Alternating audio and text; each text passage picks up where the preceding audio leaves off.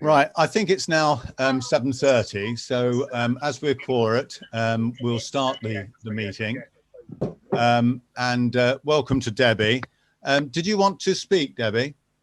No, not necessarily. I sent something through to Steve. It was just about what happened on the eve of Christmas Eve with the flood water that come down off Castlethorpe.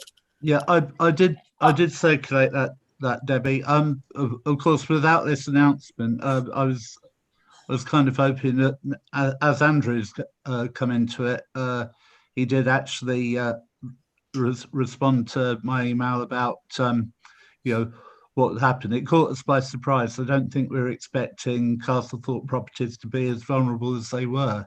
So whether there was an extraordinary event that caused water to pump down the channel through Castlefield, or whether this is kind of a sign of what's going to happen in the future, I don't know. But Andrew, well, can I ask Phil if I could ask Andrew while he's here to? Yeah, very happy to. Sorry, Chairman, carry on. I was just going to say one of the things that Ian did say to me when he rang in with his apologies on this item. He said that to the best of his recollection, that field that has only ever flooded once before, and that was in the 1960s. So it is a pretty rare event, unless anyone else can remember differently. But so it is highly rare, which I appreciate is not much comfort to Debbie. Anyway, over to you, Andrew. Thank you, Chairman, and yeah, Debbie, good to meet you virtually, if not otherwise. I think, Stephen, you have probably summed this up. When it was fairly clear that we were getting excessive amounts of rain and flooding was about to begin, the two areas that I always concentrate on in this world were Tattle End and Stoke Goldington, because they're the ones that, in my time on the council, we've had water in houses and we have problems. In this instance, actually, Tattle End came off far worse than Stoke Goldington. Stoke Goldington just breached, but only just. We didn't get water into houses. We had water into two houses in Tattle End. Flooding in Castlethorpe, and I sort of apologise for this, but can't really apologise for things I don't know, has never ever been on the radar, because with the exception of Devil's Dip, it's certainly not been an issue in my 19 years on Milton Keynes Council. Now that it is, obviously we can't repair what was done on the 23rd of December this year. But now that we know it's there and that there is an issue, we need to log it for next time. So I will, maybe not tonight, maybe tonight if you want to, but at some point making recommendations to the parish council about how we can help with this. The council do and will provide sandbags to protect properties. They will not provide sandbags to protect sheds, outhouses, or people's property. They will try and protect their homes. They can be made available. And in fact, Debbie, if you've got somewhere that you're able to store sandbags, then it's reasonably easy to get you a supply of them to use, rather than kind of having to do what we had, or having what we did there, and kind of, right, I'm within minutes of it coming in, where can I get some from? Because by that stage, there was 60 other places in the same position. I have to say, credit where it's due, they were at Tattle End within an hour and a quarter of me ringing them, and at Stoke Goldington within half an hour of that as well.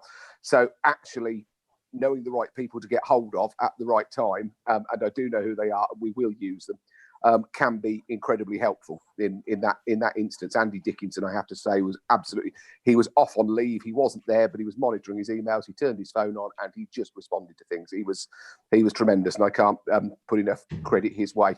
I'm really sorry that this got to, that Debbie and if there are others in Castlethorpe as well, weren't included on that, just simply because I didn't know. But we will log it for another time. If we can get you some sandbags now that you're able to store, then that's absolutely fine. Other than that, I'll talk to the parish council about where they can be stored. The problem is that if you store them in a public place, they will just disappear. Well, I've got the sandbags now. Right. Just so some people in the village, and my son drove down and collected all the way down from Leicestershire. Right. We've now stored them under the decking out the front, so that we have got them if it happens again. But I think myself and my neighbour's main concern, the two bungalows that were affected, is that where the water came from, there was just so much, so fast off that field, and for so long. I don't know whether you've seen the photos. It was just Yeah, I've seen the photographs. Yeah, an amazing amount of water. Where did it all come from? We almost feel as if it was being pumped out from somewhere further up fields, from Hanslope or the fields beyond. I don't know, or whether something was blocked and got released. It was just such an amount of water for so long. At first we thought it was just sort of because we'd had so much heavy rain and obviously the ground was saturated and it was just sort of coming down, but it just went on for hours. It was about 4 o'clock in the morning it peaked. I rather suspect you're absolutely right that there is something further upstream that is amiss and has changed since we last had a huge volume of rain like that. Because for this to, I mean, things do happen for the first time, but for this to have, we've had some fairly serious floods in the last 20 years. Around and about, and it's never been an issue in Castlethorpe. Yeah. So I suspect there is something that has changed, and I'm not going to venture to suggest what it might be or where it might be, but I rather suspect your assumption is absolutely correct. So is there anything we could? I think that's what we're looking for now. Is there anything we can do to sort of, because that's what I was phoning for in the first instance that evening was for somebody to come and divert the water or stop it. I mean, the Castlefield's got a massive moat around the other side. We kept sort of thinking if we could get it pushed over there, it wouldn't affect anybody's houses. I think there's perhaps two things we can do. Firstly, I mean, it's Castlefield, which is owned by Castlethorpe Parish Council. So you could, you can look at doing things in Castlefield if that's the way the Parish Council want to go. That's a discussion for them that I'm happy to help with, but I'm certainly not going to sort of suggest them to do. I mean, water is usually what will have done it is the speeding up of the flow of water downhill, which probably means that something has been released somewhere upstream to allow that flow down much more quickly, or something further down is blocked, and so it finds the next easiest route, which happened to be through Castlefield. I don't know what that's likely to be or where it's likely to be, but it's a conversation I think we can probably have with local landowners, and that might be the best starting point. Yeah, right. I mean, if you think about it, you've got Castlefield, which, I mean, the problem with Castlefield, Debbie, is it is a scheduled ancient monument, and we've engaged with them on other things like putting a beacon there, and they basically won't allow us to do almost anything, actually cutting into the soil. But and of course the way the ramparts and so on go, it could have caused some flow to the back of your house off the mound. But if you go up above that, you then come to the sports ground and Lodge Farm Court.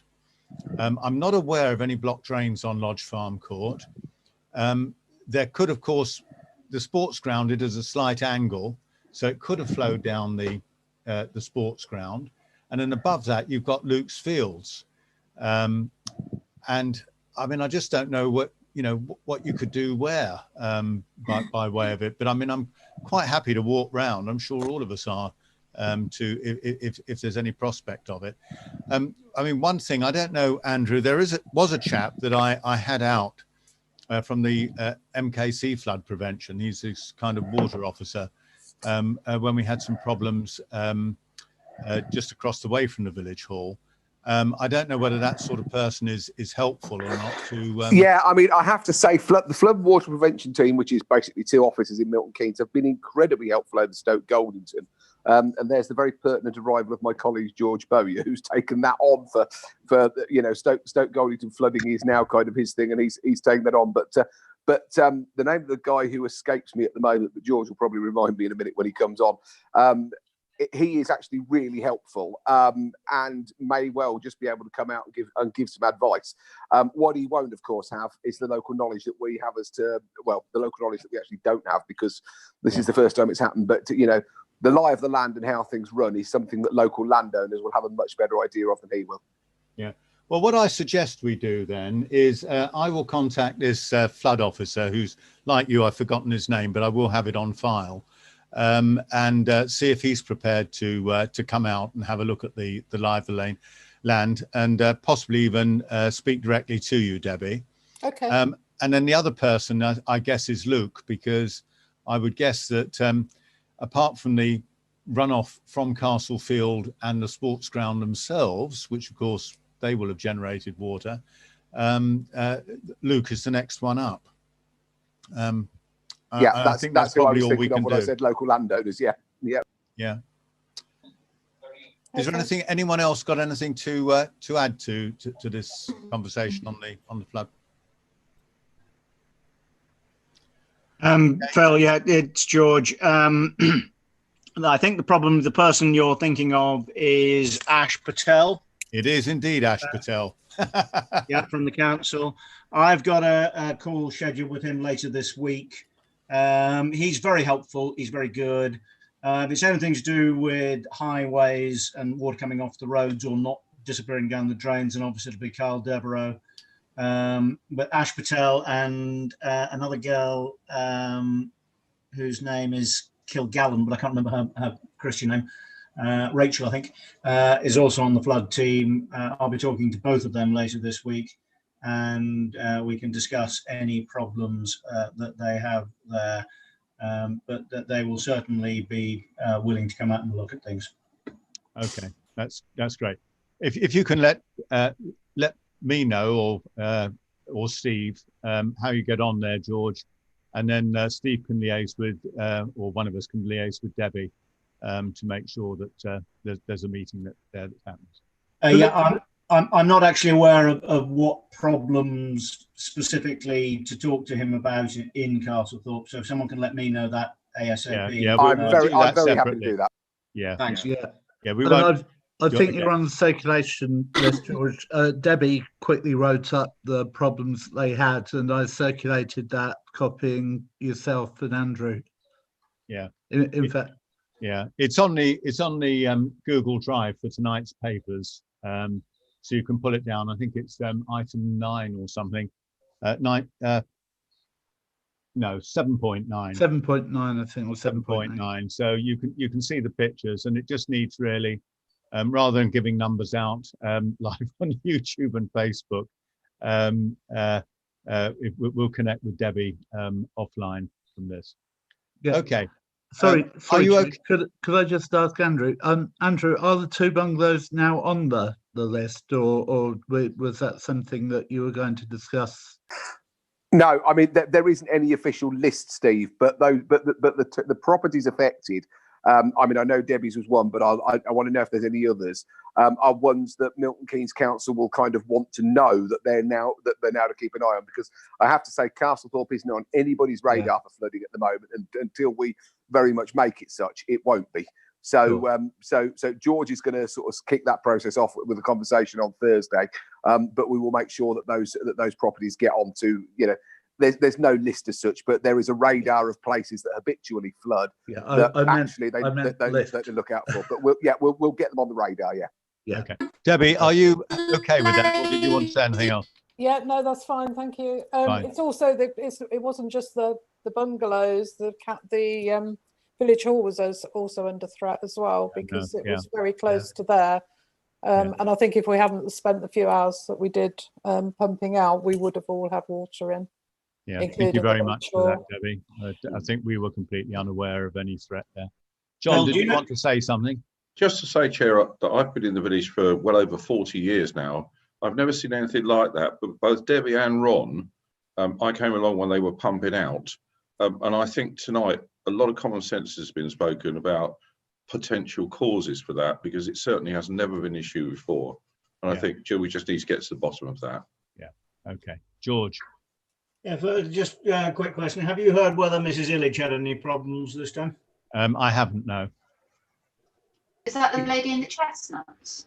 Yes. As far as I could see, actually, North Street and South Street didn't actually flood. It didn't get up onto North Street. Yeah. I mean, the thing is, Carl Devereaux, who's the clerk of works for the highways and so on, did do a cracking job, mainly because of the liaison that we've had with him over the past couple of years. And he's cleared all the drains right through on North Street and running out South Street down to the railway. So, I think we are clear there. And I've certainly observed after other downpours that we've had, and it was taking the water.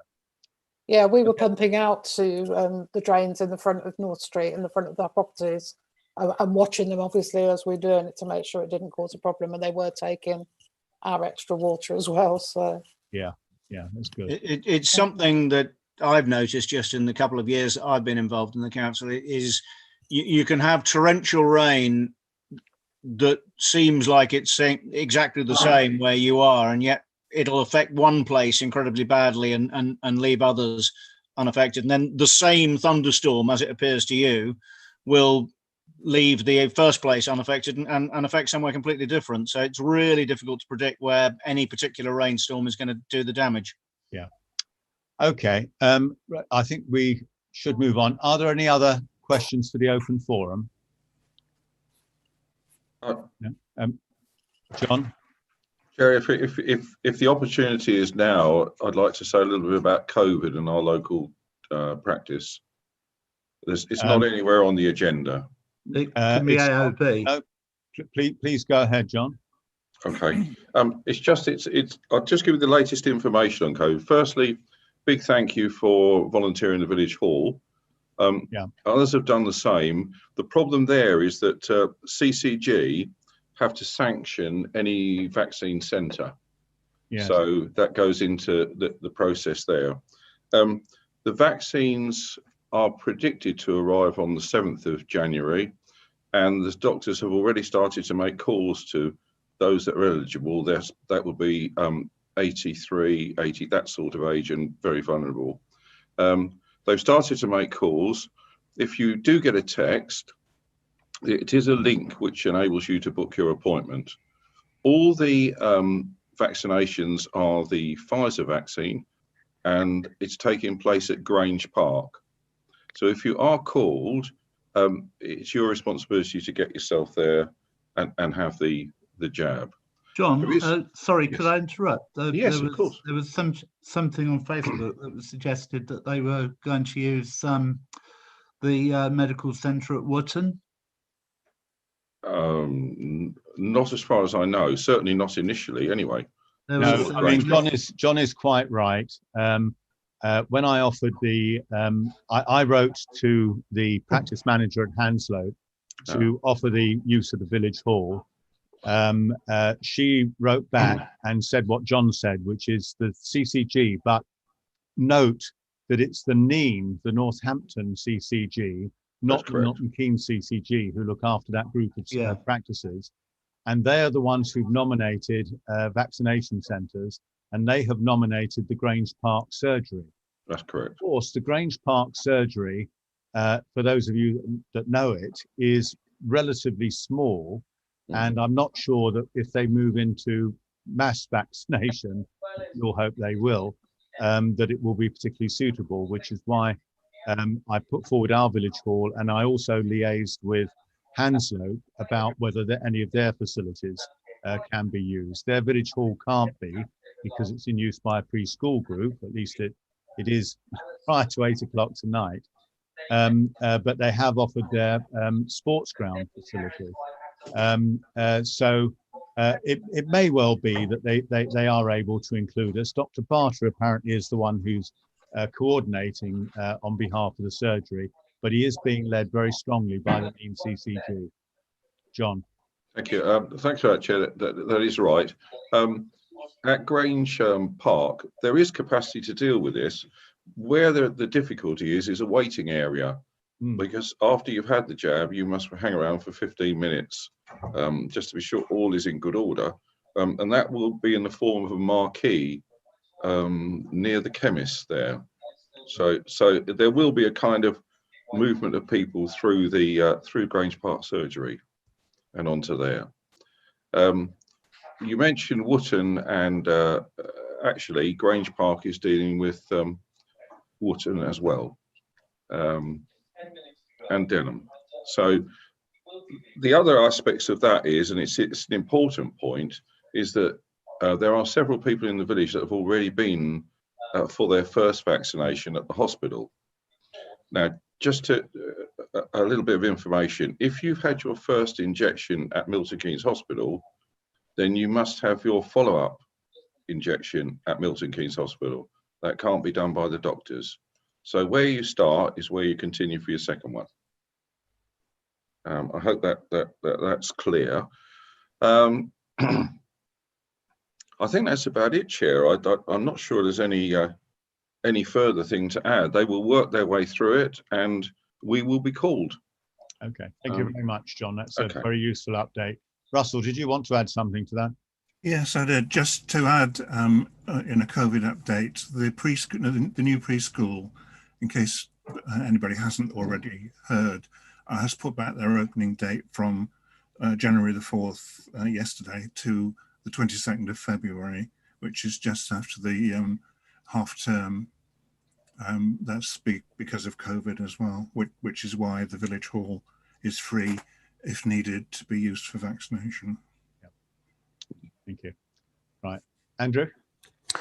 And following your suggestion, your helpful suggestion to me, Chairman, I've cogitated over the weekend, but I am going to take up your idea. I think it was your idea, or at least if it wasn't, you sowed the seed and it's now mine, and possibly just abuse the position that I hold with a chain around my neck in writing to Graham Barter and to Northants CCG and asking them to reconsider, because I do think, John, I know you're only the messenger. I'm not shooting you. Honestly, I'm not. But to expect people in their 80s to have to get from Castlethorpe to Grange Park at a time when actually they hadn't ought to be jumping into a car with somebody from a different household with what's going on. We need to try and get somewhere more locally. I know it sort of came via his roots and his links with Hanslow Village Hall, but we know of at least one retired GP who's offering to do something, who's offering to do it locally, whose services haven't yet been taken up. It's not beyond the wit of man to find both somebody qualified to do it and a building that's actually, by the sounds of it, John, far more suitable than Grange Park, because there are buildings within our own communities that can both have a waiting area, a vaccine area, and a post-vaccine waiting area. So, yes, I do intend to wade in, and yes, I will do it in the position, not just as a position of ward councillor, but actually in the position of Mayor of Milton Keynes, looking out for Milton Keynes residents. Yeah, thank you very much, then, John. Sorry, Chair. John, can I just ask, wherever you got your update from, you say it's the Pfizer vaccine that's coming through on the 7th. Yes. What about the AstraZeneca vaccine? When is that? Are they having both, or? As far initially, it's just the one I quoted. Okay. So I'm unclear, as I think most are, whether that continues on or whether we get a different vaccine. But, because we rather than dragging this on, I mean, John is getting this as a member of the patients panel at Hanslow Surgery, and really the only thing he's got, and the information I've got is from the practice manager there. So I mean, that's the only kind of hard information that we have, and I think it would be better if we just, unless anyone's got something that is really important to say, we perhaps ought to move on from that. I think, Chair, if I may say, there are about 120 centres that have been sanctioned across the country. So it's Grange Park was the only one sanctioned by CCG here. Everything that Andrew said makes total sense, and I have no doubt that when people are called for their vaccination, a means will be found of getting people there. And I do know who you're talking about, Andrew, as well. And yeah, I'm sure you do. I'm sure you do, John. I was going to say, but sorry, but Phil. they cannot move to another vaccination site unless it's sanctioned by CCG. Yeah. And I think, reading between the lines, it may be easier for places to sanction different sites once the AstraZeneca comes on, because of the storage situation with that. That may answer Steve's questions as well. That's kind of, I've not had that from the official channels that you have, but that's what you get listening and reading up on this. So it may be that as AstraZeneca, that it's impossible to do it with the Pfizer vaccine. I don't know this, I'm surmising, but actually when AstraZeneca comes more on stream and available to us here, it may be that we can widen the centres. But I will have that discussion with Dr. Barter and I'll come back to you. Yeah, thank you. I think that's right. Actually, sorry, Chair, can I just make one more point as a member of the public? And I think this is important, that information is coming in from several different places, and this is vital information. It's key information. Probably the most important information that we're getting at the moment. Can we devise a method to keep villagers informed? Because you know, I think as we're getting this information in, it's good information to give out. Yeah, Russell, are you able to do that via Facebook and the website? Yeah, no problem. Okay. All right. Thank you Yeah, very much. if I may say, just to Andrew, that's a point we should be making across the city, because I know in Western Underwood, people are asking exactly the same questions. People are confused about how this is working. People are frightened about, you know, falling at the very last hurdle when this stuff is in fridges sitting in, and they want to get it in their arms. Yeah. Especially the old. I mean, I haven't managed to get my parents booked in yet. My father's 93 with COPD. We need as a city to get this out better. Sorry, Chad. Okay. Yeah. All right. And I'm about to leave and listen to Boris. I do have to say that on that point, that already some of the proposed vaccination start dates have fallen by wayside because the vaccines haven't been delivered. And that is one caveat, that all this will happen if the vaccines arrive on time. Yeah. No. If not, there will be a delay. So I don't want to raise people's hopes. No, I think what you've said, the facts there, Russell can pick them up, and from Andrew as well, and put them into a short note for the website and Facebook. Right, let's move on. Are there any other matters for the open forum? Because we're now quite over our normal time, but obviously for the most important thing that we've got going on at this moment. Fine. I can see another number that's called in, which has got ends in 905437. Did you want to ask anything? No. Okay. In that case, I think we'll move to the parish council meeting, and I'll ask Debbie and this other person if they could perhaps leave this, and if you wish to follow on YouTube, you're very welcome.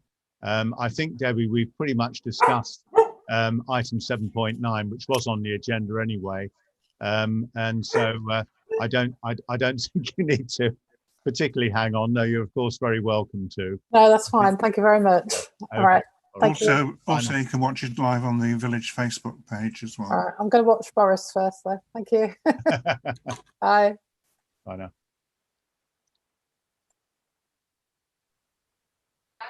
Right, so let's move into the main meeting. Apologies for absence from Councillor Markham on behalf of work.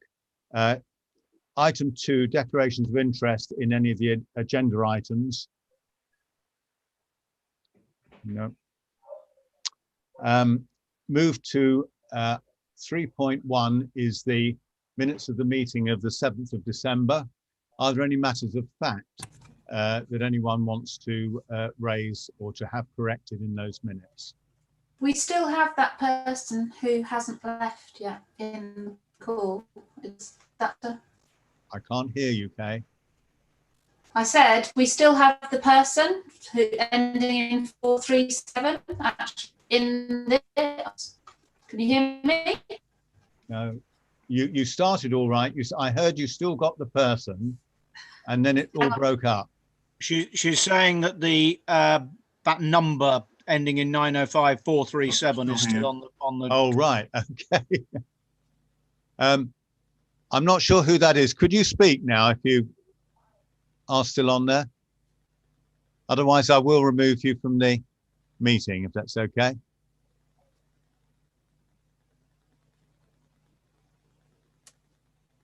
There you go. I'm sorry, Kay, you did. Right. Moving then on to the minutes. There was any issues on the minutes? Can I therefore have our proposer is Russell and the seconder is Kay. I saw her in person. We're all in favour of accepting that. Dave, you happy with them? I wasn't there. Oh, you weren't there, right? No. Okay, thank you.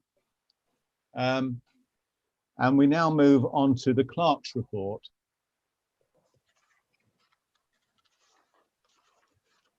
And is it helpful if I just share this one so that members of the public can see this? I've just got to. There we go.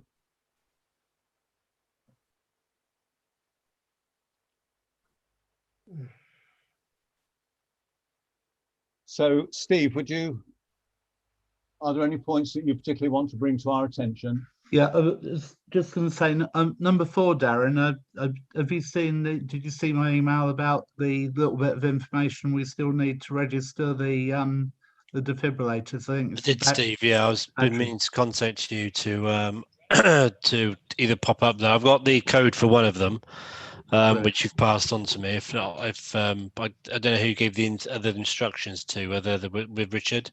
If you want to pass them back through me, I'll coordinate them. Okay. It's just that you know, it's making sure that the one person's doing everything. Yeah, that's fine, because we need I'm to probably open it up and. Minded.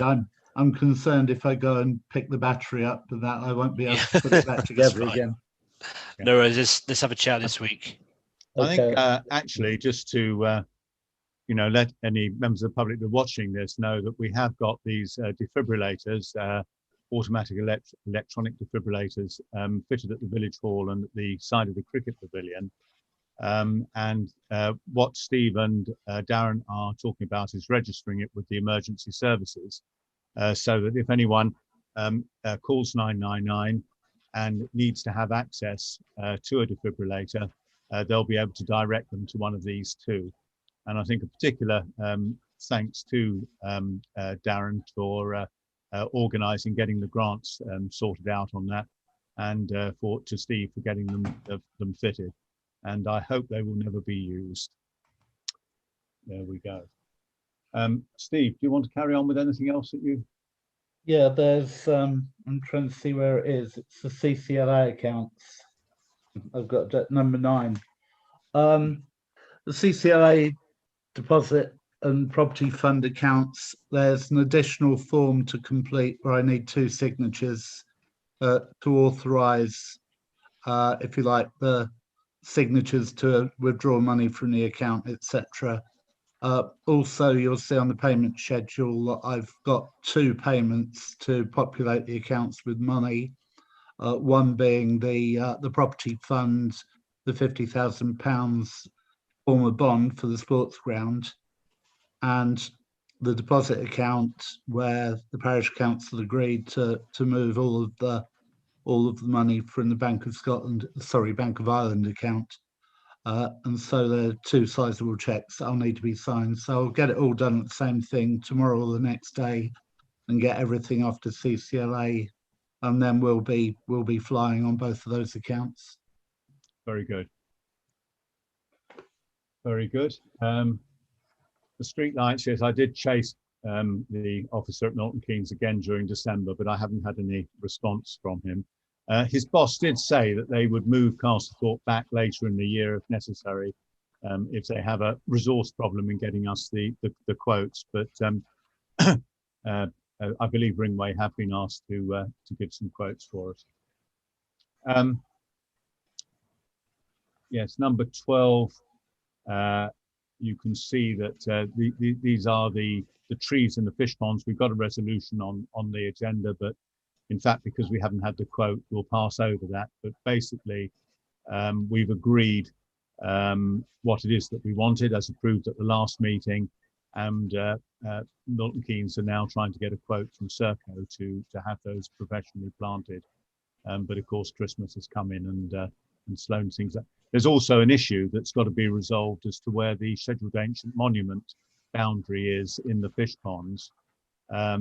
Because the map from Historic England and the map from Milton Keynes Council don't agree. And even when you do look at them, it's difficult to understand exactly where it lies on the ground. So I've taken some photographs which have gone off to Historic England, and I hope we'll get approval through that. Of the 3 trees, 2 are not in the scheduled ancient monument, and the third is, but we'll have to see what they require us to do for that. With the breaking news, Boris has announced new national lockdown for England, with people urged to stay at home, just like in the first lockdown. Yeah. Thank you. That would happen. Right. Anything else that you want to raise, Steve, in this, or that Not from me, anyone Phil. wants to raise?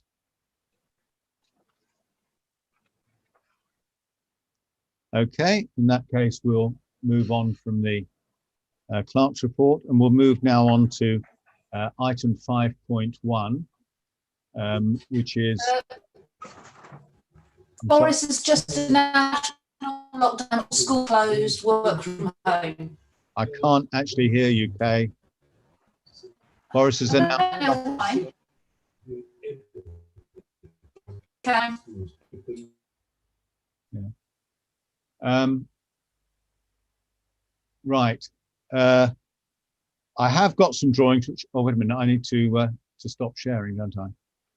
My apologies. I have got some drawings on 5.1 if anyone does want to see them.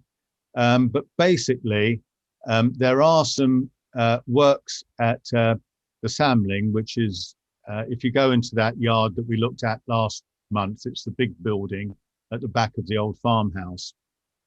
The Samling 2 Lodge Farm Court. But most of the works are internal. There are only two things which affect the external side. One is the replacement of a door with an oak door, which, if you've looked at the pictures, to me anyway, looked perfectly reasonable. And the second is a small new window to go into ventilate a WC downstairs. Does anyone want to discuss this or raise anything on it? Russell? Along with the drawings, there was a conservation report by the architects, which said that all the work is when the work was first done, it wasn't done to the spec. It was done with cheaper materials, and basically what they're doing now is actually redoing the work to the same quality and specification as it should have been done in the first place. Well, that's very good news. Hmm. Does anyone want to comment on this? Okay, shall we just no objections then? No.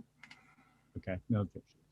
Move on to 5.2, which is a garage conversion and side story extension at 25 Station Road. Again, I can show the drawings if anyone wants me to. Have you all looked at this? John, did you want to speak? No, you're on mute, John. Chair, I was unable to get the drawings out of the Milton Keynes thing, so we appreciate that if there were. Okay, there. yeah, in that case, I'll just quickly. So There you one go. thing that I noticed was that there's no space in the garage in the plans now for a car. It's the bit where the car was going to be is now a gym. Yes, so it is. I wonder where they're going to be parking their cars. Well, they've got quite a long drive at the front. Let me just show the top one there, John, is just to show whereabouts it is. So it's the last house before you turn into the Checkers. Mm-hmm. And then this is the drawing as it currently is, with a garage on the side, as you can see. And then here is the drawing of it as it will be. And as Russell has pointed out, they've converted the garage into a gym and utility room, and they've added on a bit at the back, which is a study. So those are all the relevant drawings there. I mean, I don't think this, I mean, it's a garage conversion. I mean, people do that. I think they have got room on the drive to park cars. I mean, I take it, Russell, you're concerned about people parking out on Station Road itself. Yeah, I think it could be a traffic hazard. if they are planning to park in the road. I just go back to the drawings. I mean, they've got this fairly long area in front of the garage to park. I don't know. There is plenty of room, Chair, in that. They have got plenty of space to park out the front of the house. Yeah, there's loads of parking room. There is quite a bit. Yeah. Okay, does anyone want to actually propose an objection to this? Okay, in that case, we'll say no objections. And 5.3 is an apple tree that's to be cut back, and Russell very kindly has produced a picture, if you'd like me to share that. He's gone to the trouble of... It was actually part of their planning application, just showing what it is. It does look a particularly fruitful tree by the look of it. Sorry, doesn't? It does, yeah. Oh, it does? It looks quite a big tree. Yeah. But I mean, speaking as I don't know if I need to declare an interest as an apple tree owner who had to have had to do exactly this with my own. Does anyone wish to speak to an objection on it? Okay, all right. In that case, no objections. Taking section 6 as a whole, does any councillor want to raise any issues on any of the previous planning applications? No.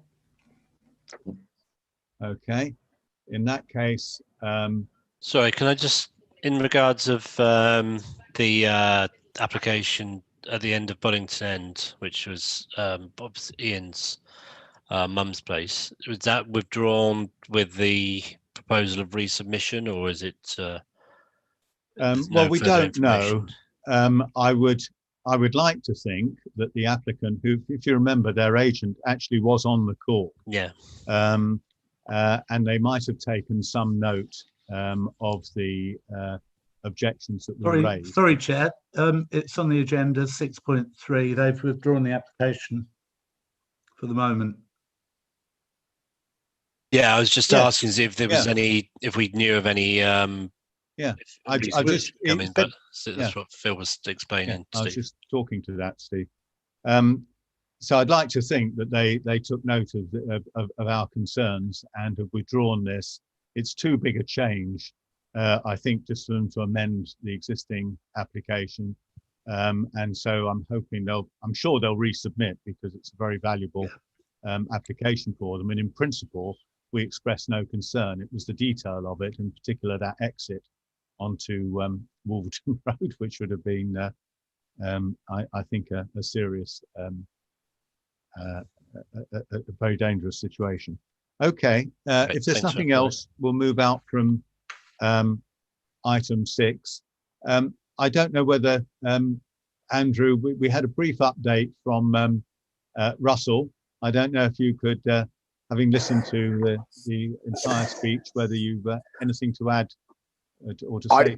I didn't hear Russell's update, but unsurprisingly, full national lockdown as of midnight tonight. Schools, with the exception of the cases that Kay listed earlier, the is it vulnerable children and those children of key workers? Key workers, vulnerable children, free school meals, so pupil premiums, and anybody we feel at risk, basically. No, free school meals will now stay at home, but have meals provided for them at home. Okay, didn't see that bit. I think it's still after half term. Yeah, this is certainly the earliest they will consider releasing national lockdown is mid-February. Because they believe that by mid-February, the top 4 tiers of those for that promised the vaccine should have had it, and if they have, then they'll consider relaxing things. Then schools won't go back until after February half term. The big one, as far as my daughter is concerned, is that they have announced that they won't be doing GCSE or A-level exams this summer. But they haven't sorry, said anything they- about January exams. I've got kids No. taking an exam next Monday.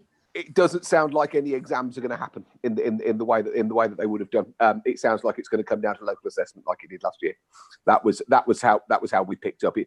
The specifics will obviously be rolled out over the next 36, 48 hours, but but they have announced that it will be unfair to expect years 11 and 13 to sit exams in the way they normally would. Other than that, tier 4, he didn't say anything about redefining essential retail, which I think some people were. For example, places like the Range managed to open because they have a sandwich with a fridge with sandwiches in it, and therefore class themselves as selling food. And garden centres. Sorry? And garden centres. Yeah, places that are at the moment getting away with opening under the essential retail. I think it was hoped something would be said. Nothing has been said. That doesn't mean there'll be anything coming out about it, but nothing's been said about them. And places like the Range in Milton Keynes were absolutely rammed at the weekend because it's the only place people can go shopping. But nothing's yet been said about that. Whether it will be brought out is anybody's guess. Whether that will come out within the guidance, there'll be a change to the definition of essential retail. I don't know. Seems that nurseries are unaffected, though. Yeah, nurseries and early years can continue as usual. Yeah. Oh, thank you for that, then, Andrew. Right, if we move back, I think we could talk for the rest of the evening on this. I could literally cry for the rest of the evening, believe me, Phil. Yeah. Do you need to leave to deal with anything with your team, Kay? No, I'll stay for a bit longer. Okay. I might be a little bit distracted at times, but I'll stay. Okay. Right, let's move on to section 7 then. And I propose to consider and agree a public excluded part 2 of the meeting. I need to give a sort of confidential update and so on where we are with Maltings 2 and so on. But as you know from earlier, at the appeal, the inspector did allow the design of the houses, of the 31 new houses, which we're very disappointed in, but there we go. So can I propose the part 2? Do I need a second upon this one? Yeah, seconder, Russell, Dave, and unanimous. And all in favour, yeah. Yeah, good. Right, second one is a very odd one. In fact, I can hardly believe that I'm bringing this forward. But as you know, we are still debating with Milton Keynes Council the way forward with the neighbourhood plan, and indeed the steering group and our ward councillors and our consultant have got a call with them tomorrow afternoon. But it turns out that in a change in the regulations, the examiner should have asked us if we want to junk the whole neighbourhood plan and just stick with the original one, or whether we want to proceed to a referendum. Given that we'd already written saying we'd like them to go to referendum, I found it rather difficult to know why they still needed us to answer that question. But rather than dwell on it, can I... Oh, sorry, I can't take this. It's a house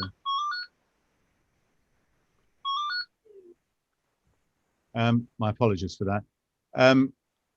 If I can just move to a straight vote that we do indeed have the move to referendum. Yeah. Thank you. Item 7.3 is 2 requests to purchase and locate memorial benches in the cricket grounds. It's been put down to me. I'm not quite sure why. Steve, can you just take us through what we've got here? There was nobody else to put it down to, Chair.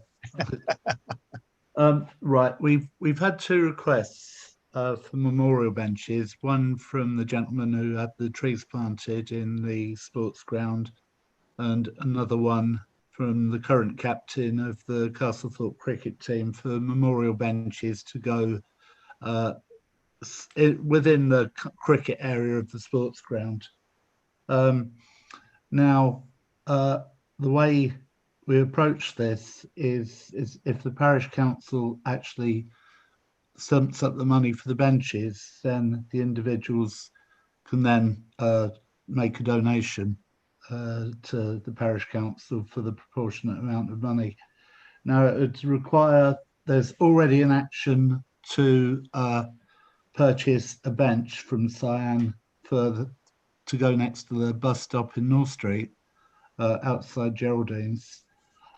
Now, the benches with nameplates will be £384 each, so 768, and there'll be a further about £300 for the bench by North Street. So essentially, this resolution is to approve an expense of 384 plus 292. So that's 336, about £500. No, sorry, I thought you said it was 768. No, To sorry, at the sports ground. Yeah, no, I've got my sums wrong. Yeah, I thought you said it was 768 sports ground and 300. And I was going to ask you why it was cheaper. No, it's 1,060. Sorry, I was looking at the wrong figure, Phil. It's 1,060 for the 3 benches. I'll try and negotiate a discount as we're ordering 3 benches. Are these all going to be in the same? Is it called a Jubilee style that we've got on, for example, on the green? The Cyan memorial benches. Sorry, I should have flicked round the link to the Cyan site, but the 2 gentlemen have agreed on the memorial benches, the standard. It's the same as the Cyan bench we've already got, I think, next to the school. It's the same structure as that, but it's got a slightly different back to it. And they've also got a brass plate on to subscribe a memorial message. Yeah. And these have got to be professionally fitted, haven't they, to make sure?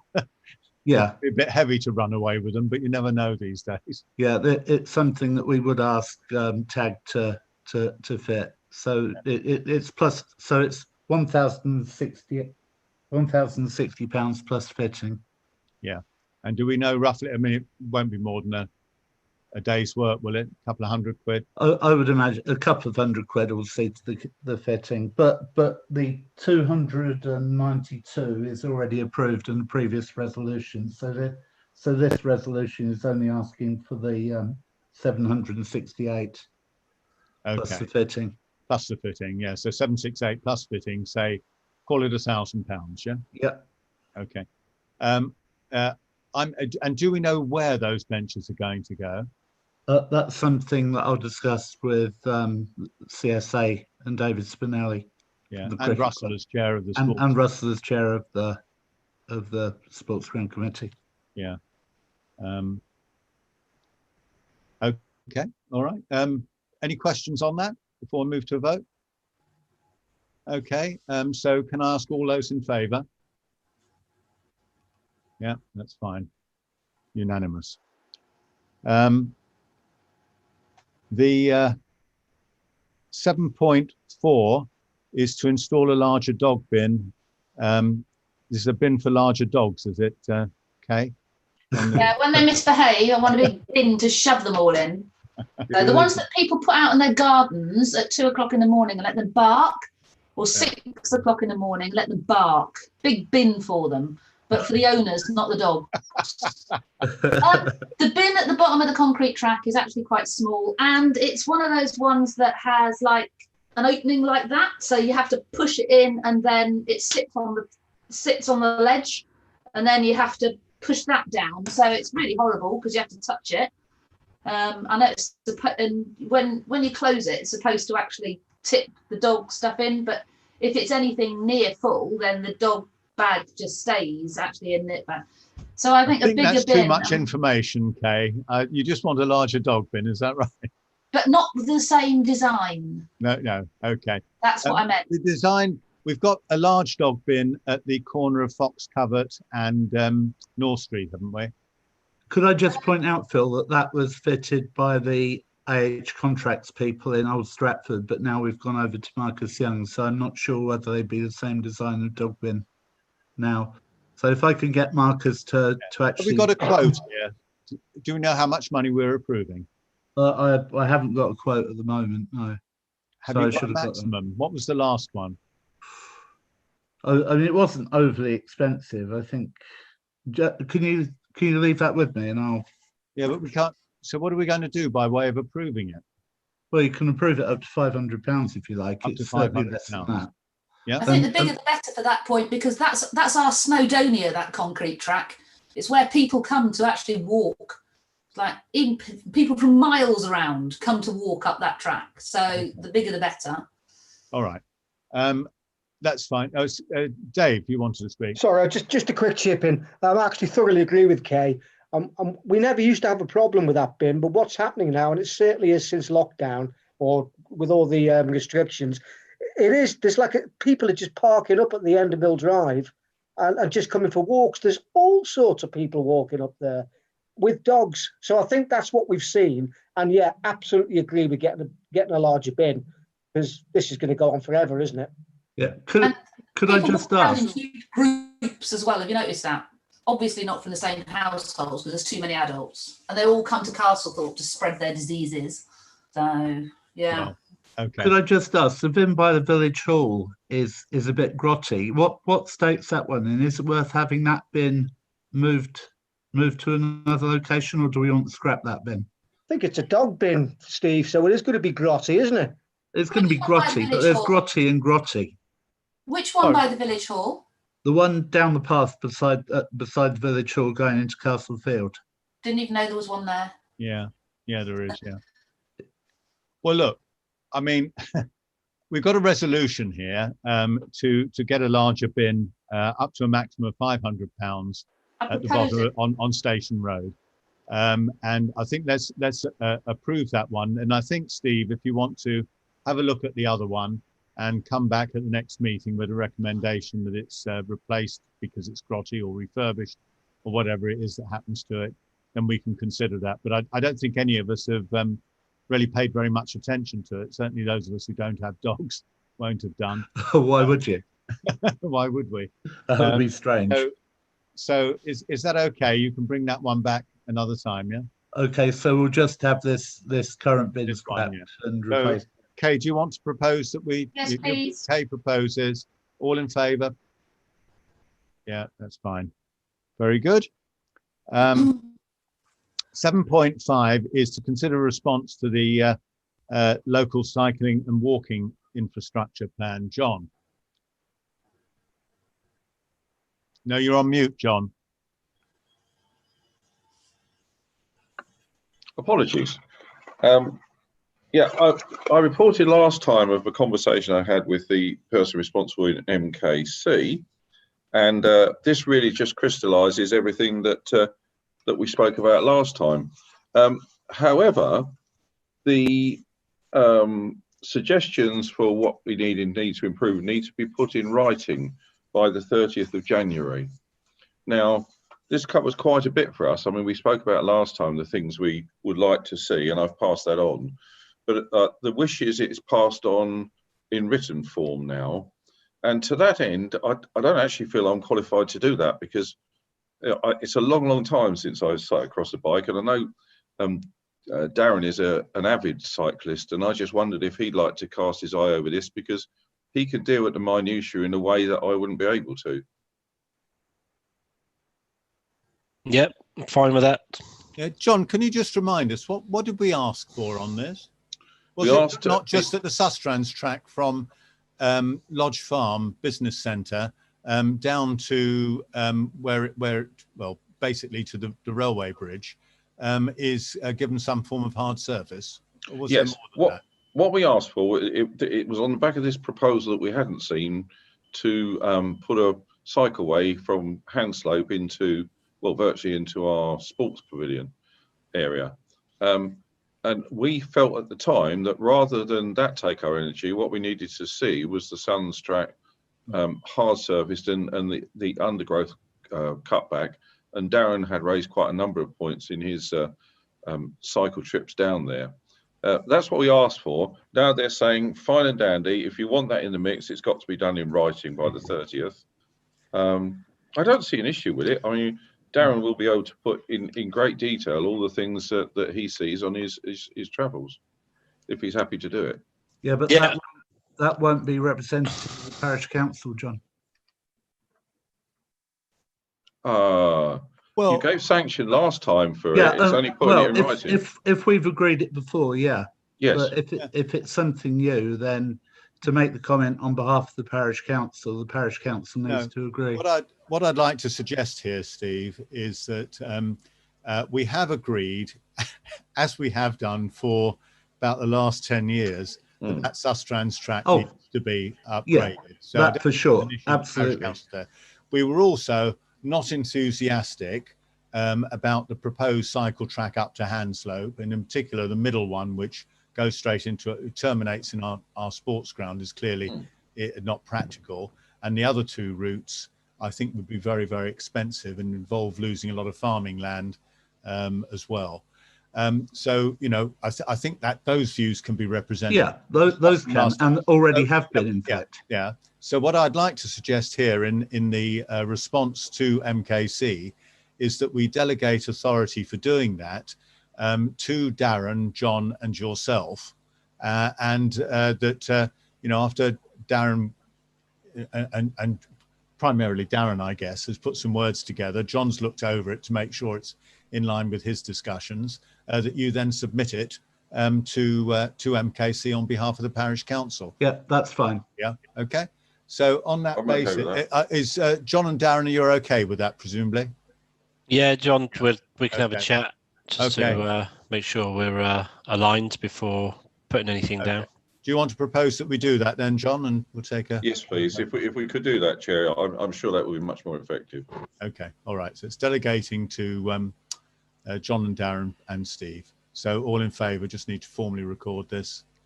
Yeah, that's great. Okay, unanimous. The next one is 7.6. It's just one of these government ones that's come round. I did read the document, sadly. I don't know whether Andrew will want to comment, but basically it's a change to permitted development rights to allow business premises to be converted into residential under permitted development rights. In other words, you don't need planning permission. Now, the important thing for us is that it doesn't apply to pubs, so it wouldn't affect the Carrington, as it also doesn't apply to theatres, live music venues, or one or two others. There are, I wrote a note which is, I will share it very quickly.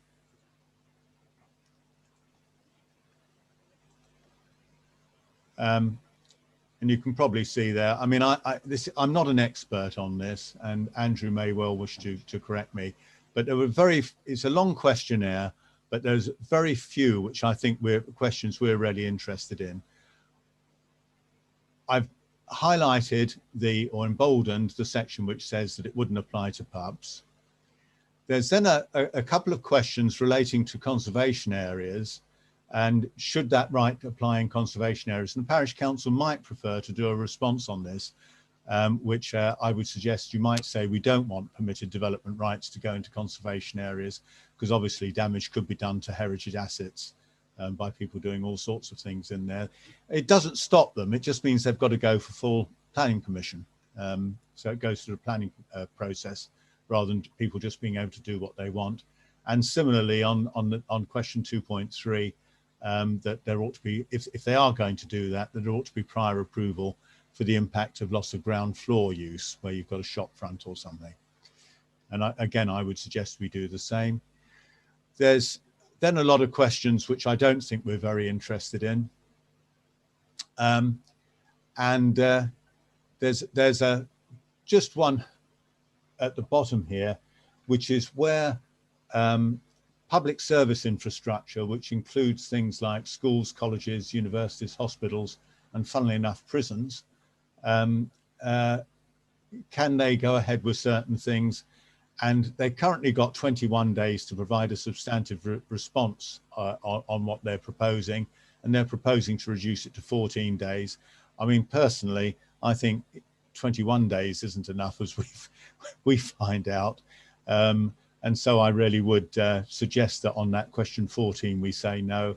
And just I've just said, 14 days extremely burdensome, given normal workloads anyway. I mean, how often do you get a response from MKC within 14 days? And in the case of local councils, it allows insufficient time to consider at a council meeting, which are subject to a statutory period of notice, 3 days and so on, which effectively is 5 days. So those, I'm happy to put this in if that's what everyone thinks, but it's not a huge impact to us because it's not particularly targeted towards us. Does anyone want to say anything on it? Okay. Do you want me to put these in? I mean, if you want me to put them in, Phil, if everyone agrees, they can be representative of the parish council. Yeah. Okay.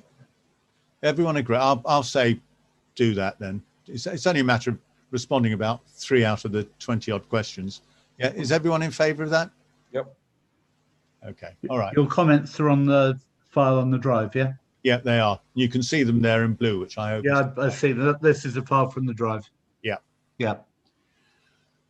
Right. So we now move to 7.7. And I don't know if Andrew can help us here at all. It's to whether we wish to comment on the MKC draft budget at all. Now, there are 2 documents. One I did send you was the presentation that Steve Richardson, who's the Chief Financial Officer, gave to the Parishes Forum about a month ago. But, to cut to the chase, they are trying to hold the council tax increase down this year, though it will go up next year quite a lot. And they have got a number of cost reduction measures, one of which is the demand responsive transport, which we've talked about in the past. Another one, quite bizarrely, I don't really know how this saves a lot of money, but continuing the booking system at the household waste sites. And thirdly, one I'm a little bit suspicious of, and Andrew might be able to help, or George, is the charging for non-household waste. And I just worry that when you turn up with something that is not strictly, household, you'll suddenly get charged as trade waste or something for it. But those are the sort of principal things that I've noted. There is a table in their main tax document. These days they split the council tax increase between the main increase on Band D houses, which is remaining at 1.99% for the next 4 years, because they're doing a medium-term plan here. And 2% is the point where you have to have a referendum. So they're going to the maximum they can on that without a referendum. And then there's a separate one, which is up to 3% on adult social care. And on that one, they're actually holding it at 0.51% this year, giving us a total increase, council tax increase of 2.5%. But next year it does go up to just 4.5%, and then it comes down to 2% in the following years. To be honest, I mean, I'm not sure that there's very much that we would comment on this, but I'd just ask Andrew and George if you've got anything you'd like to say to the parish council. Not that our comments will carry any weight at all, I'm sure, but there we go. I'm for obvious reasons in that I chair the budget meeting and don't either comment or vote on it this year. I'm kind of keeping a bit of a distance from the budget. Yes, I think you've highlighted the things there pretty well that do affect the rurals and villages in particular. The continuation of booking slots at the tip is a political issue which I probably hadn't ought to get dragged into. But I think it's fairly safe to say that the majority of the council are fairly irritated by it, and the cabinet member is very wedded to it. That's not giving an opinion either way. That's just stating facts. As far as charging for non-household waste is concerned, that's not a new. That's not anything new. That happens now. Broadly speaking, if you turn up in your car with a boot full of rubbish, or even if I turn up in my farm truck with what looks like it would have come out of a house, you won't get charged for it, and they won't try and pull you. I mean, I've used New Bradwell tip for years. The staff do change, but they're pretty much the same there. They're not looking to pull you or have you. If you turn up looking like a builder trying to get waste and disguise it as household waste, then yeah, you are going to get charged for it, and not unreasonably. So I wouldn't get too concerned by that. It's nothing new. It's just I think they're going to be clamping down on it a little bit more and adjusting the charges for it. So yeah, wouldn't get too concerned. George may have a bit more to say about it, bearing in mind he can. Do you want to say anything, George? Yeah. Hang on. Am I on mute? No, I'm not. Yeah, the group are discussing it at the moment. I have quite serious concerns about the tip. I don't have a problem with the booking. It's irritating and it's difficult, but I understand the reasons for it, and it sort of fits in with the COVID necessity. The whole idea of charging, and it links in with the new proposals for waste collection that we're talking about, and the consultation that's going on. And as I said at last month's meeting, it is important that as many people as possible respond to that, because I think the management of the council are quite wedded to the idea of going on to green bins. And as I said last time, there's a question as to whether they will pick up things that aren't in bins. And then when people have to go to the tip because they're not picking up things that aren't in bins, whether they're going to then try and charge people for what they consider to be non-household waste. Yeah. And as far as the rural parishes are concerned, of course, the concern is that people will then be more inclined to fly tip, and it's the rural parishes that are going to get it, as they always do. So the thing that I would say to everybody is do respond to the consultation. Well, I think we have responded on the waste side. This is just the budget issue, and I don't think you're raising. I mean, my point about the charging at the tips was whether there's going to be a sneaky expansion of it to start, catching out unwary householders. But I don't think that's the intention. I think if you carry on turning up, as Andrew said, in your car, you will be fine. And the general intention is that people should be able to drop stuff off. People like me and Andrew who've got what might look like agricultural or business vehicles will probably get questioned more often, and you'll need to be carrying your driving license to prove that you're a residential householder. They will be checking up on. Yeah, to be honest, George, actually, when I go in, they do come and ask the question, and then they see that I'm chucking away an old vacuum cleaner or something. And I just tell them that I'm lucky enough to have a barn that I store it up and bring it a truckload at a time, rather than bothering them with 3 or 4 visits. And at that point, they leave me alone. Just a hint. Yeah. Okay. All right. Well, in that case, I propose that we don't comment on the MKC budget. I don't think there's anything we've really got to add to it. Okay. Does anyone wish to propose anything that we should comment on? No. Okay, let's move on then. 7.8 is the replacement of the trees, which we've already mentioned. 7.9 is the flooding, which we've already discussed. Anyone want to say anything more on either 7.8 or 7.9? Oh, Dave. No, you're on mute, Dave.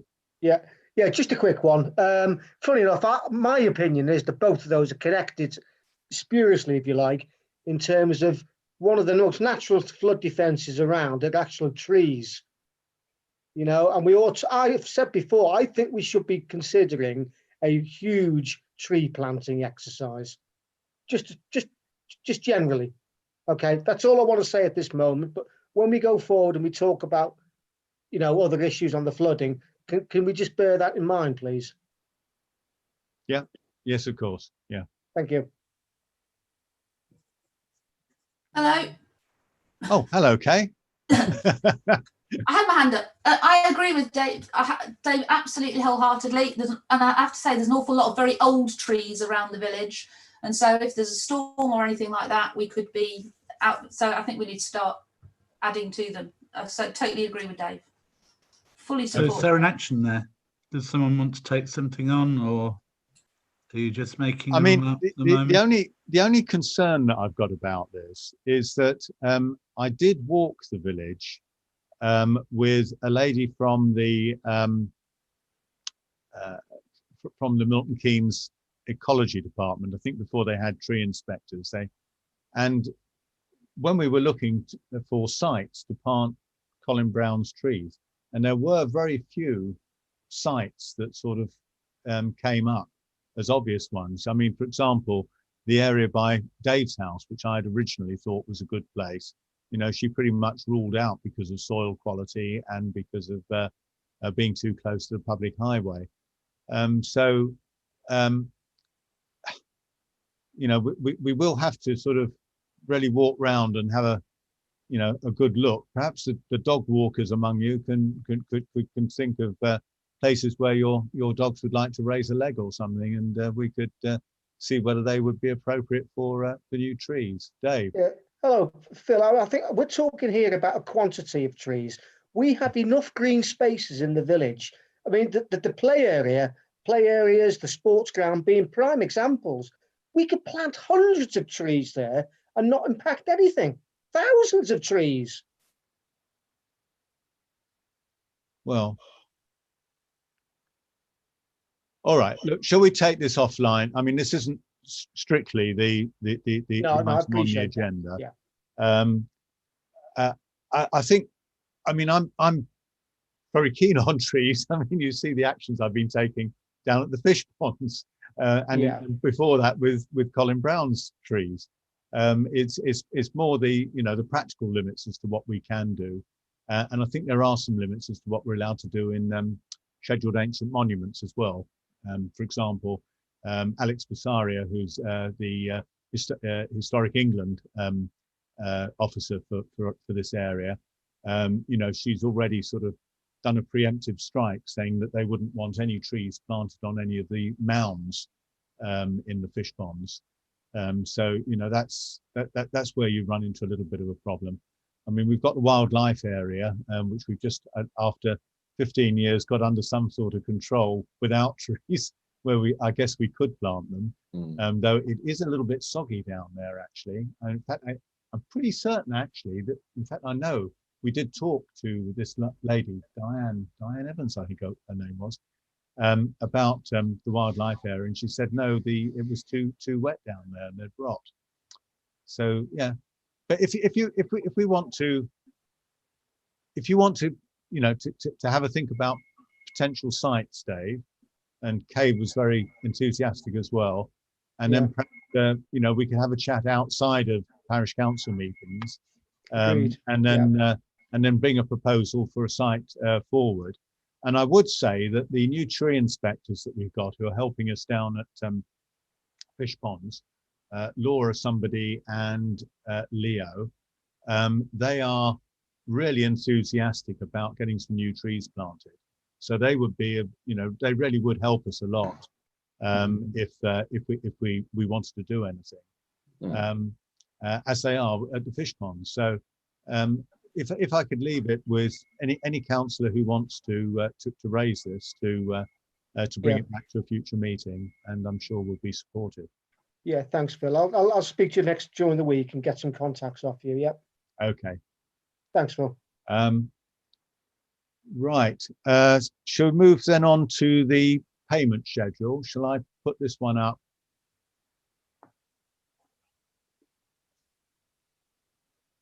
I can.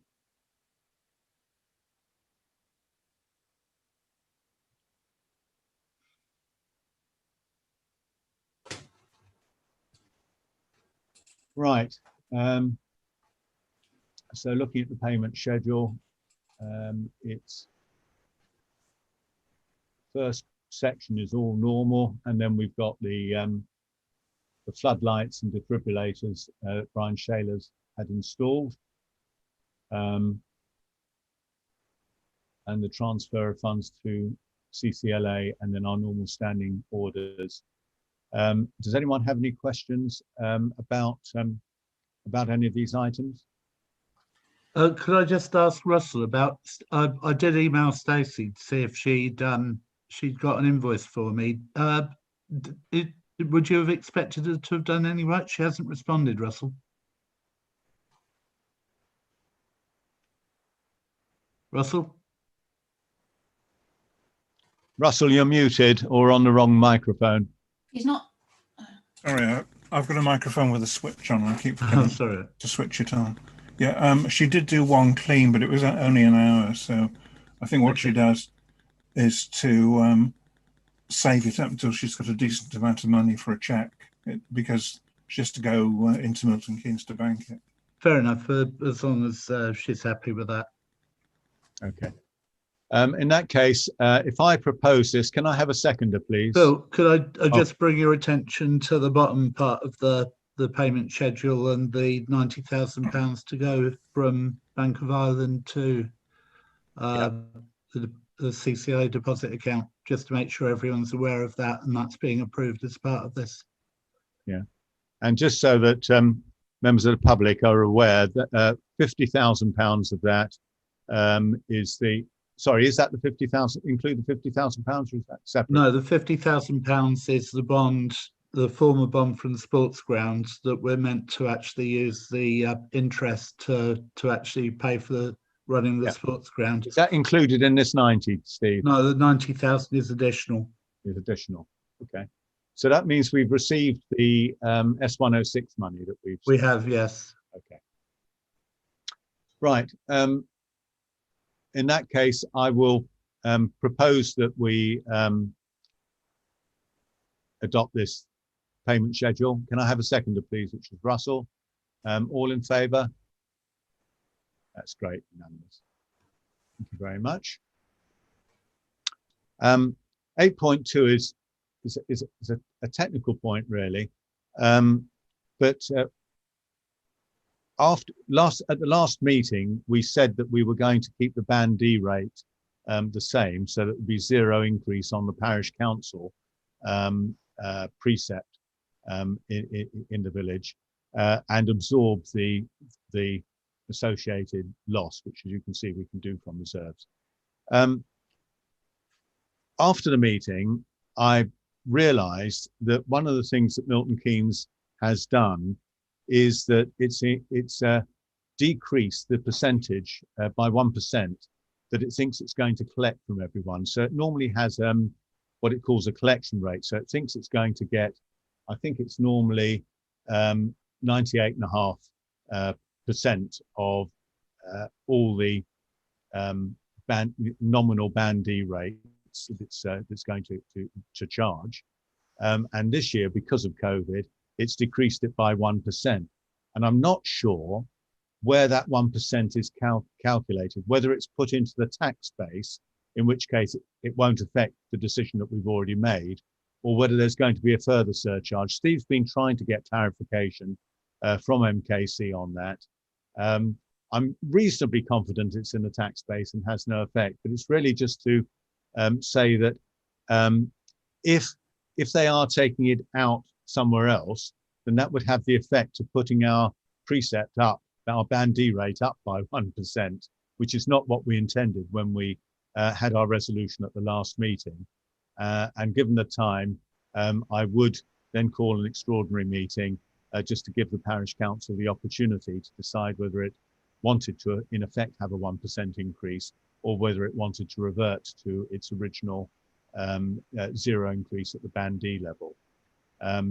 but we haven't heard back yet, unless you've heard this afternoon, Steve. No, I tried again and just got through to voicemail. I've left voicemail with 2 officers. Neither have responded last week. I tried one of them this week and just got today and just got voicemail. Okay. Yeah.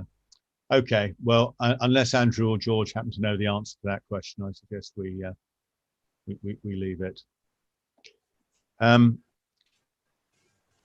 Moving on then, item 9. Have we got any correspondence, Steve? I haven't. No. Any councillors wish to bring any correspondence from residents to our attention?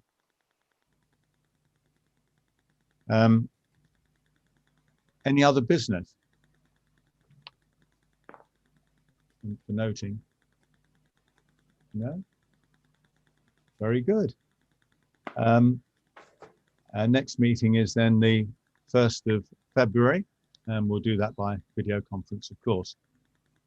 So I think that brings the part 1 of the meeting to an end. We've got one small part 2 matter, which we'll have to close the YouTube and Facebook feeds for.